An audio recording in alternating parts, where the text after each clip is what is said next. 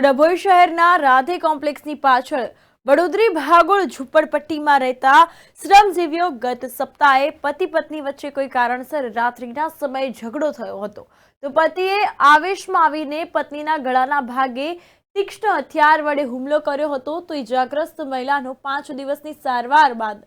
એસએસસીજી hospital ખાતે મૃત્યુ થતા હોસ્પિટલની વર્દીના આધારે ડભોઈ પોલીસે હત્યાનો ગુનો દાખલ કરી નરાધમ પતિની ધરપકડ કરી છે અને આ અંતર્ગત બીજી બાજુ 5 સંતાન માતાની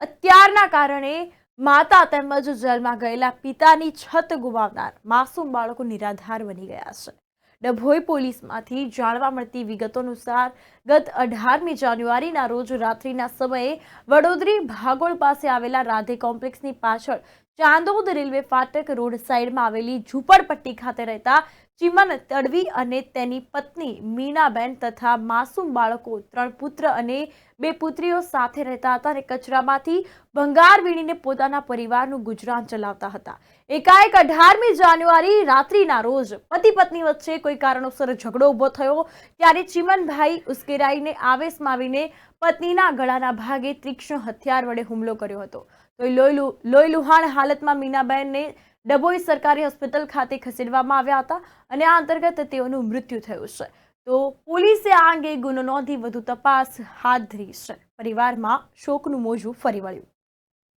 ગત 24/1/2024 ના રોજ એસએસજી હોસ્પિટલમાંથી ડભોઈ પોલીસ સ્ટેશનમાં એક વર્દી આવેલી જેમાં ડભોઈ પોલીસ વિસ્તારના રાધા કોમ્પ્લેક્સની બાજુમાં આવેલી ઝૂંપડપટ્ટીમાંથી એક મીનાબેન વાગડ નામના ભોગ બનનાર વ્યક્તિને મરણ જાહેર કરેલ જે અનુસંધાને આગળની કાર્યવાહી કરવા સારુની વર્દી આવેલી જે વર્દીને ધ્યાનમાં રાખી અત્રેના પોલીસ સ્ટેશનના હેડ કોન્સ્ટેબલ અને એમની ટીમને એસએસજી હોસ્પિટલમાં મોકલવામાં આવેલા। હેડ કોન્સ્ટેબલના હોય ત્યાં આગળ જે ઇન્ક્વેસ્ટ પંચનામાની જે કાર્યવાહી ચાલુ કરેલી એ દરમિયાન દેખીતી રીતે એવું જણાયેલ કે કોઈ બોથડ પદાર્થથી માથાના ભાગે આ મરણ જનાર જે બેન છે મીનાબેન વાગડ એઓને કોઈ હથિયાર કે બોથડ પદાર્થથી માથાના ભાગે ઘા મારેલા છે। એ અનુસંધાને એઓએ અમને જાણ કરતા અત્રેના પોલીસ સ્ટેશનના પીએસઆઈ ગોહિલ અને એમની ટીમને ત્યાં આગળ રવાના કરેલી। ઇન્ક્વેસ્ટ પંચનામાની કાર્યવાહી મામલતદારશ્રી સમક્ષ કરાવેલી અને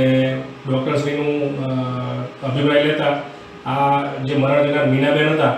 તેઓને કોઈ બોથડ પદાર્થ માથામાં મારવાથી જ મરણ ગયેલાનું જણાવે। આ દિશામાં તપાસ કરતા ગઈ તારીખ 18/1/2024ના રોજ આ મીનાબેન અને એમના પતિ ચીમનભાઈ વાગડ જેઓ 2 દિવસ પહેલાં જ ડભોઈ ટાઉનમાં આવેલા અને પોતાના શાળાના ત્યાં રોકાયેલા હતા એ દરમિયાન ત્યાં આગળ જમવાની બાબતમાં બંને પતિ પત્ની વચ્ચે કોઈ માથાકૂટ થયેલી જેમાં એમના મીનાબેનના પતિ એટલે ચીમનભાઈ જે આ કામના આરોપી છે તેઓએ માથાના ભાગે ઈંટથી 2 વાર ફટકા મારેલા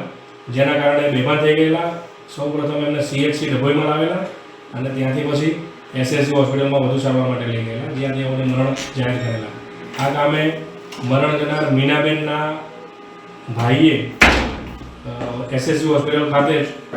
ખૂનના ગુનાની ફરિયાદ આપેલી જે અનુસંધાને આ કામના જે આરોપી છે ચીમનભાઈ એમના પતિ